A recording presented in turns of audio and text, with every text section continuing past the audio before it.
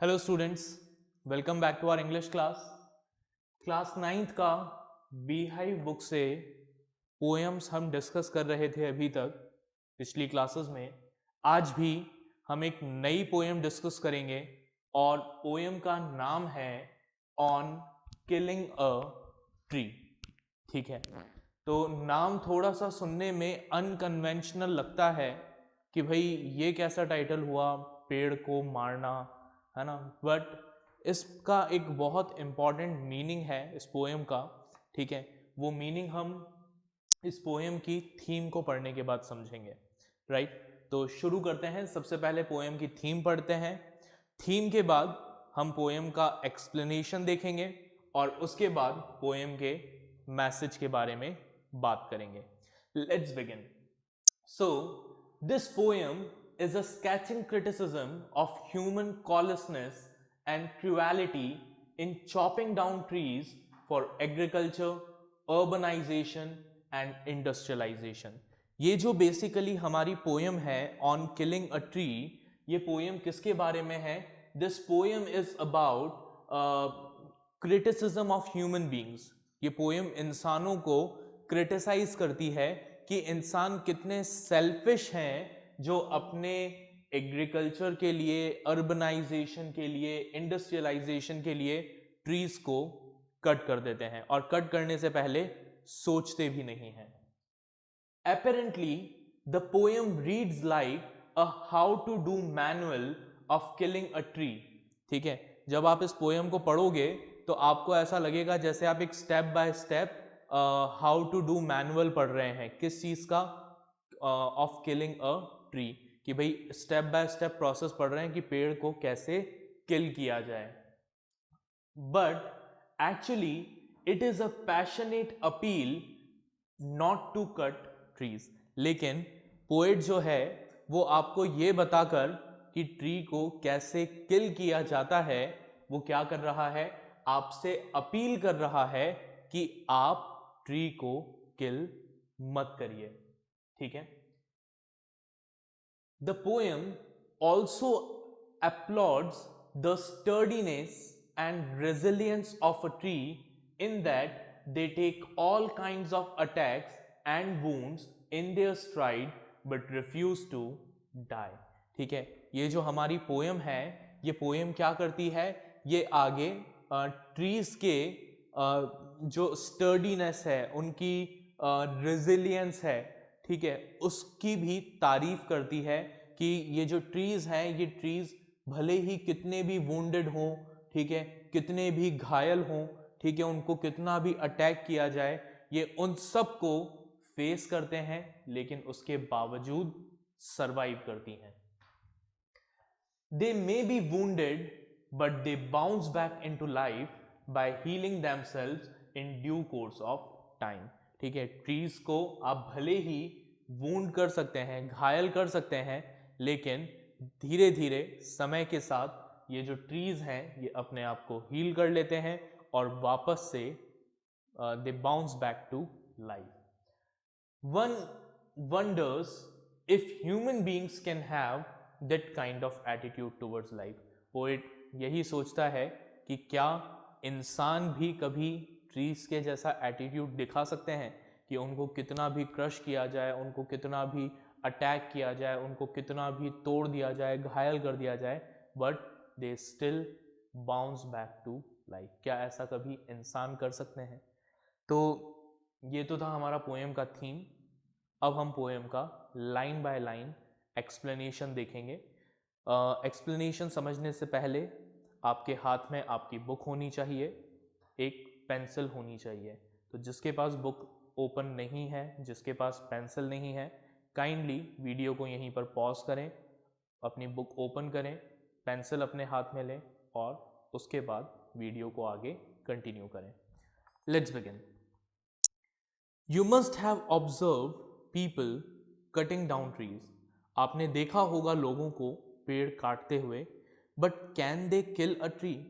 लेकिन क्या पेड़ को काट देना पेड़ को मारने के इक्वल है? क्या पेड़ को कट कर देना मतलब पेड़ को मार देना है?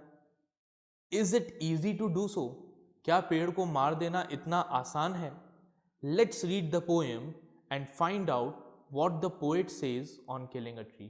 तो हम पोएम को रीड करते हैं और ये फाइंड आउट करते हैं कि आखिर पोएम ट्री को किल करने का मतलब क्या है as per poet. Let's begin. It takes much time to kill a tree. ठीक है, पोएट क्या कहता है? पोएट कहता है कि भाई पेड़ को मारना कोई आसान काम नहीं है.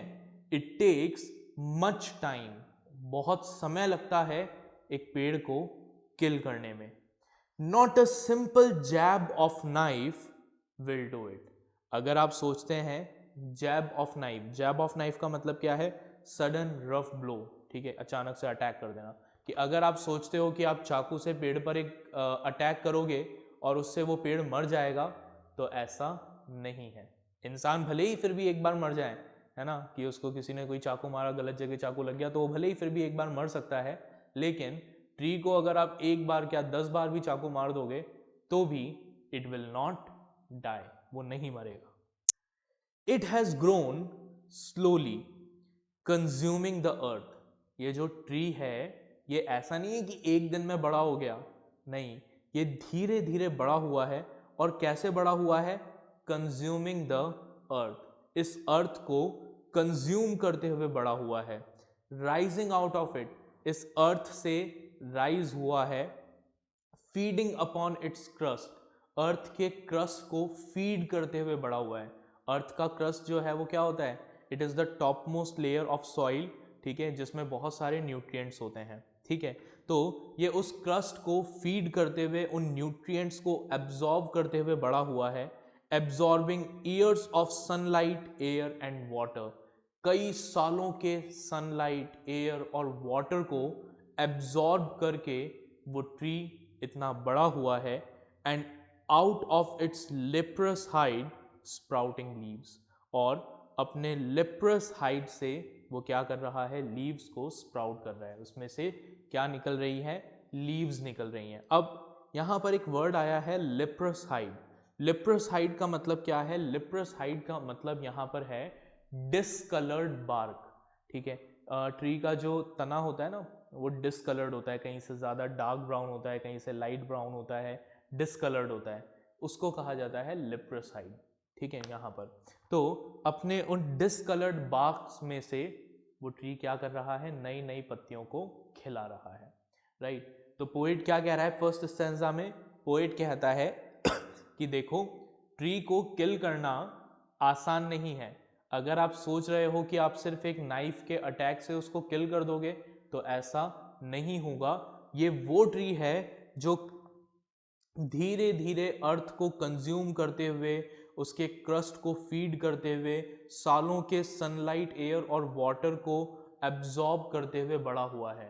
तो इसको आप इतनी आसानी से किल नहीं कर सकते. You can not kill it. And out of its leprous hide sprouting leaves, ये अपने डिसकलर्ड बार्क में से क्या करता है? नए नए लीव्स को क्रिएट करता है. ठीक है, तो अगर आप इसको नाइफ से हिट कर भी दोगे तो क्या होगा? पेड़ पर एक घाव हो जाएगा. ठीक है, उसका जो बार्क है वो डिसकलर्ड हो जाएगा. लेकिन थोड़े टाइम बाद क्या होगा? उसी डिसकलर्ड बार्क में से, जहां पर आपने ट्री को हिट किया था, उसी जगह से नई पत्तियां उगने लगेगी और ट्री जिंदा रहेगा. सो हैक एंड चॉप. ठीक है, तो पोएट क्या कहता है आगे? पोएट कहता है कि भाई इसको बिल्कुल हैक कर दो, चॉप कर दो, दो टुकड़े कर दो, फिर तो मर जाएगा पेड़. भाई चलो चाकू से तो नहीं मर रहा, तो दो टुकड़े कर देंगे तब तो पक्का मर जाएगा. But this alone won't do it. तो पोएट कहता है कि नहीं, सिर्फ इतना करने से भी आपका पेड़ नहीं मरने वाला. Not so much pain will do it. हाँ, उस ट्री को, उससे दर्द बहुत होगा. अगर आप उसके दो टुकड़े कर दोगे, उसको बीच में से काट दोगे, तो उस ट्री को बहुत दर्द होगा. लेकिन उस दर्द के बाद भी that tree will not die, वो ट्री नहीं मरेगा. The bleeding bark will heal. ठीक है, उस ट्री का जो ब्लीडिंग बार्क है, ठीक है, जो उसका तना है जिसमें से खून निकल रहा है, वो ठीक हो जाएगा। अब क्या पेड़ में से खून निकलता है? नहीं। लेकिन आपने देखा होगा ना कि जो ट्रीज होते हैं उनको अगर आप कट करते हो तो उसमें से कुछ चिपचिपा सा गोंद जैसा रेजिन निकलने लगता है, ठीक है। उसको यहाँ पर पोइट ने क्या कहा है? ब्लड कहा है, ट्री का ब्लड कहा है।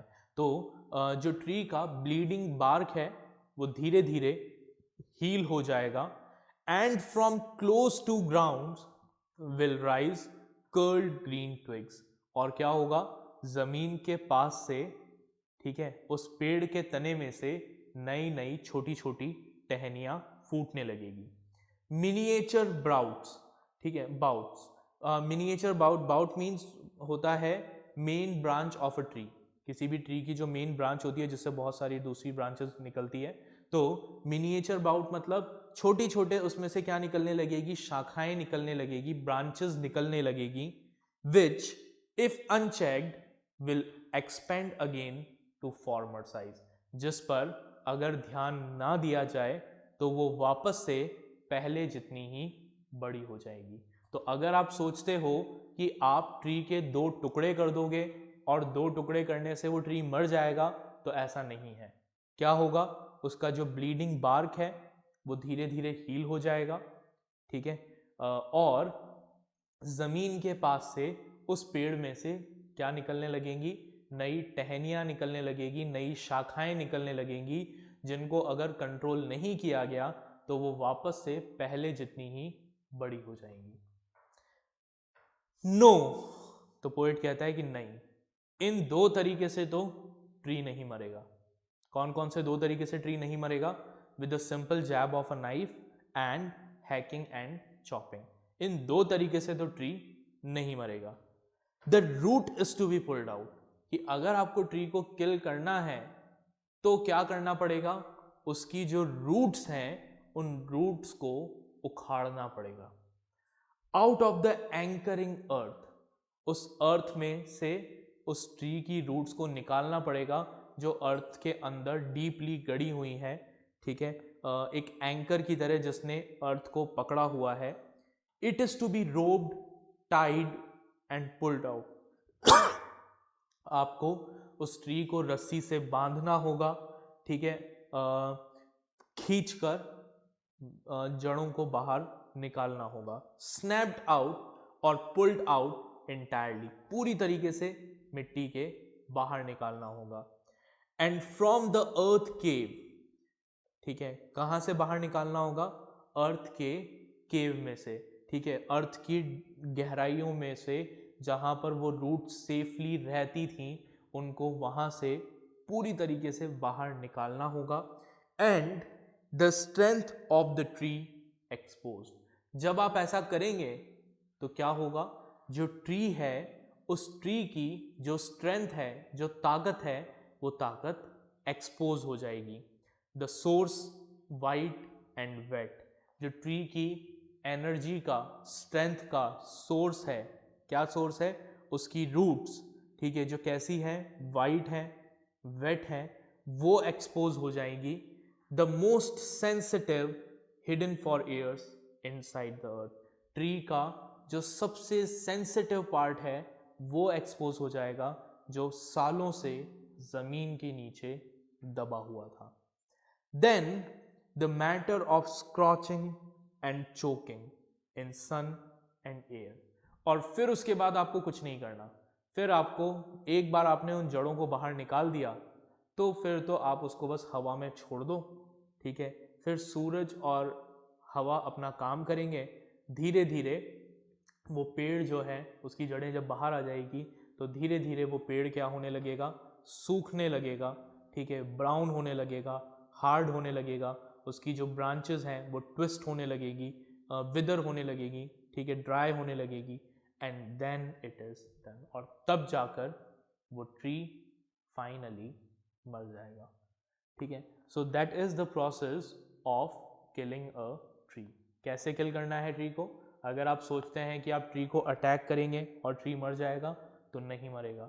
आप सोचते हैं कि आप ट्री को काट देंगे, 2 टुकड़े कर देंगे, उससे ट्री मर जाएगा, तो भी नहीं मरेगा। ट्री कब मरेगा? जब आप उसके रूट्स को एक्सपोज कर देंगे। तो बेसिकली पोएट यहाँ पर क्या बताना चाह रहा है इस पोएम के थ्रू, पोएट ये बताना चाह रहा है कि it is not at all easy to kill a tree. ठीक है, ट्री को किल करना कोई आसान काम नहीं है, लेकिन उसके बावजूद लोग क्या करते हैं, ट्रीज को मारते हैं, लोग उनको किल करते हैं, जबकि ये कोई आसान काम नहीं है। तो हमें ये नहीं करना चाहिए।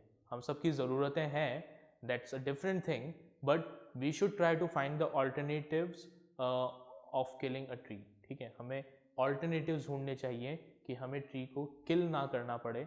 ठीक है, हम बिना ट्री को किल किए अपनी ज़रूरतों को पूरा करें। मैसेज की बात करते हैं पोएम के, तो देखिए क्या मैसेज मिलता है इस पोएम से हमें। देखें, the poem conveys the message that trees are living beings just like any other form of life. ठीक है, ये पोएम हमें एक बहुत ही सिंपल सा मैसेज देती है, और वो मैसेज ये है कि जो ट्रीज हैं, वो ट्रीज भी क्या हैं, वो भी लिविंग बीइंग्स हैं, just like any other form of life, बिल्कुल किसी और दूसरे फॉर्म ऑफ लाइफ की तरह। They have strong survival instinct and can withstand and any type of assault, trauma and crisis। ठीक है, वो ट्रीज क्या कर सकते हैं, उनमें बहुत स्ट्रॉन्ग सर्वाइवल इंस्टिंक्ट होता है, वो किसी भी तरह के ट्रॉमा को, असॉल्ट को, क्राइसिस को फेस कर सकते हैं। It is not easy to kill them for they have a never say die attitude to life. Trees को किल करना आसान नहीं होता, क्योंकि ट्रीज का जो एटीट्यूड है, वो एटीट्यूड कैसा होता है, नेवर से डाई, कि भाई हम कभी हार नहीं मानेंगे, आप कुछ भी कर लो। Every time they are attacked, injured और scraped, they heal themselves and regain their glory. जब भी उनको अटैक किया जाता है, उनको इंजर किया जाता है, वो अपने आप को हील करते हैं और वापस से अपनी फॉर्मल ग्लोरी में आ जाते हैं। However if they are uprooted, हालांकि अगर उनको अप्रूट कर दिया जाए, उनकी जड़ों को उखाड़ दिया जाए, and left in the air and sun, और उन्हें एयर और सन में छोड़ दिया जाए, तो वो मर जाते हैं। We human beings must live just as trees do. तो पोएट हमें क्लियर मैसेज इस पोएम से ये भी देना चाहता है कि एज ए ह्यूमन बींग्स हमें भी किसकी तरह रहना चाहिए, ट्रीज की तरह रहना चाहिए। जो लाइफ में परेशानियां आती हैं, उन परेशानियों से हार नहीं माननी चाहिए। ठीक है, तो आप ये थीम और मैसेज अपनी कॉपी में नोट करिए। उसके बाद हम इस पोएम में जो लिटरेरी डिवाइसेस यूज़ हुए हैं, उन लिटरेरी डिवाइसेस को डिस्कस करेंगे। ठीक है, तो मैं बोर्ड के सामने से हट रहा हूँ, आप इसको नोट करिए।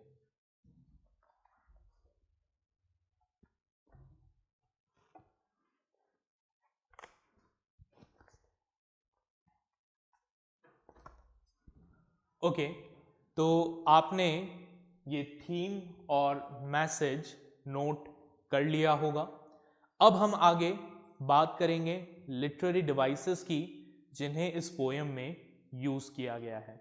तो देखिए कौन कौन से लिटरेरी डिवाइसेस इस पोएम में यूज़ हुए हैं, उनको हम डिस्कस करते हैं। सबसे पहला लिटरेरी डिवाइस जो यूज़ किया गया है इस पोएम में, वो लिटरेरी डिवाइस है एलिट्रेशन।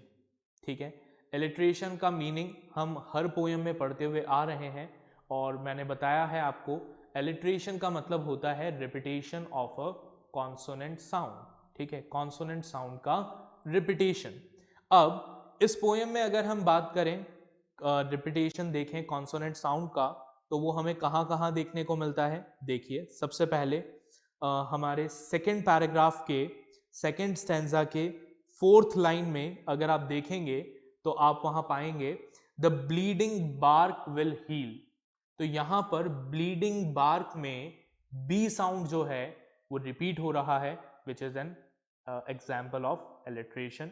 उसी तरीके से फोर्थ स्टैंजा में अगर आप देखेंगे फोर्थ लाइन को, तो वहां लिखा है the source white and wet. तो यहां पर W साउंड जो है वाइट और वेट में W साउंड रिपीट हो रही है, तो ये भी क्या है, एग्जाम्पल है किसका, एलिट्रेशन का। ठीक है, तो इन दोनों एग्जाम्पल्स को आप नोट कर लीजिए। सेकेंड लिटरेरी डिवाइस जो यहां यूज हुआ है, दैट इज मेटाफर। ठीक है, जो दूसरा लिटरेरी डिवाइस यहाँ पर यूज हुआ है वो कौन सा है? मेटाफर है। मेटाफर का मतलब क्या होता है? Direct comparison between two object of different kinds.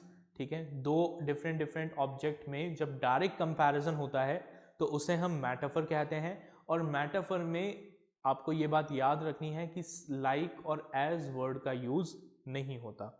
तो अब इस पोएम में अगर हम मेटाफर के एग्जाम्पल्स देखें तो दो एग्जाम्पल्स हमें यहाँ पर देखने को मिलते हैं मेटाफर के। ठीक है, जहाँ पर पोएट ने दो अलग अलग चीज़ों को कंपेयर किया है। पहला एग्जाम्पल जो मेटाफर का हमें देखने को मिलता है वो मिलता है ब्लीडिंग बार्क में। ठीक है, ट्री को जब कट करते हैं और ट्री से जो रेजिन निकलता है, पोएट ने उस रेजिन को कंपेयर किया है किससे? ब्लड से। ठीक है, और यहाँ पे कोई लाइक या एज वर्ड का यूज नहीं हुआ है, तो it is what? It is a metaphor. दूसरा एग्जाम्पल जो मेटाफर का है वो है लिप्रस हाइड। लिप्रस हाइड की बात करें तो लिप्रस हाइड का मतलब यहाँ पर है डिसकलर्ड बार्क। तो पोएट ने क्या किया? किन दो चीजों को कंपेयर किया? जो ट्री का डिसकलर्ड बार्क है, ठीक है, बार्क मतलब तना, ठीक है, जो डिसकलर्ड बार्क है उसको पोएट ने कंपेयर किया है किससे? Discoloured skin of a person suffering from leprosy. Leprosy basically एक स्किन डिजीज है, स्किन इन्फेक्शन है, जहां पर आपकी स्किन का जो कलर है वो चेंज हो जाता है। ठीक है, डिसकलर्ड हो जाता है। ठीक है, पैचेस बन जाते हैं स्किन पे। तो वो जो डिसकलर्ड स्किन है उसको पोएट ने किससे कंपेयर किया है? पोएट ने कंपेयर किया है डिसकलर्ड बार्क ऑफ ट्री से। तो that is what? Again an example of metaphor. ठीक है, थर्ड लिटरेरी डिवाइस जो इस पोएम में यूज हुआ है दैट इज पर्सोनिफिकेशन। ठीक है, इस पूरी पोएम में पोएट ने क्या किया है? ट्री को पर्सोनिफाई किया है। पर्सोनिफिकेशन का मतलब क्या होता है? जब किसी नॉन ह्यूमन ऑब्जेक्ट को या थिंग को ह्यूमन क्वालिटीज दी जाए। तो यहाँ पर थ्रू आउट द पोएम हमें पर्सोनिफिकेशन देखने को मिलता है। ट्री को क्या किया है? पर्सोनिफाई किया गया है। ठीक है, उसको कई सारे ह्यूमन क्वालिटीज दिए गए हैं, जैसे फीडिंग, ब्लीडिंग, ठीक है, एक्सेट्रा। तो ये क्या है? That is personification. और लास्ट लिटरेरी डिवाइस जो इस पोएम में है वो है एंजेबमेंट। एंजेबमेंट का मतलब होता है कि जब एक लाइन बिना किसी पंक्चुएशन मार्क के दूसरी लाइन में कंटिन्यू हो। ठीक है, मतलब आपके स्टैंजा की जो लाइन है वो लाइन कंप्लीट ना हो और वो नेक्स्ट लाइन में कंटिन्यू हो, उसको एंजेबमेंट कहा जाता है। तो इस पोएम में अगर हम देखें तो फर्स्ट स्टैंजा में जो हमारी लाइन है, rising out of it feeding upon its crust absorbing years of sunlight air and water, ये पूरी की पूरी एक ही लाइन है, लेकिन इस एक लाइन को तीन अलग अलग लाइन में डिवाइड किया गया है। So that is what? That is an example of enjambment. उसी तरीके से सेकंड स्टेंजा में, so hack and chop but this alone won't do it, तो ये भी पूरी एक लाइन है जिसको दो लाइन में डिवाइड करके लिखा गया है। ठीक है, अगेन एन एग्जाम्पल ऑफ एंजेबमेंट।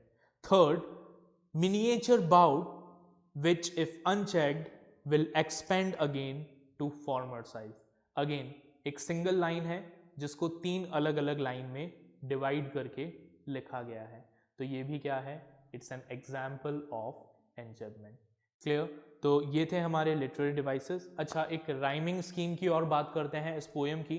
तो इस पोएम में अगर आप क्लोजली ऑब्जर्व करेंगे तो ये जो हमारी पोएम है, this poem is written in free verse, ये फ्री वर्स में लिखी गई है। इसमें कोई राइमिंग स्कीम आपको नहीं मिलेगी। ठीक है, इस पोएम की कोई राइमिंग स्कीम नहीं है। ठीक है, it is written in a free verse. Clear? तो ये थी हमारी poem on killing a tree. इस पोएम को एक बार दोबारा रीड करिएगा, इसके साथ जो वर्कशीट आपको मिलेगी उस वर्कशीट को सॉल्व करिएगा। Then we will meet in next lecture with next poem. Till then, take care. Bye everyone.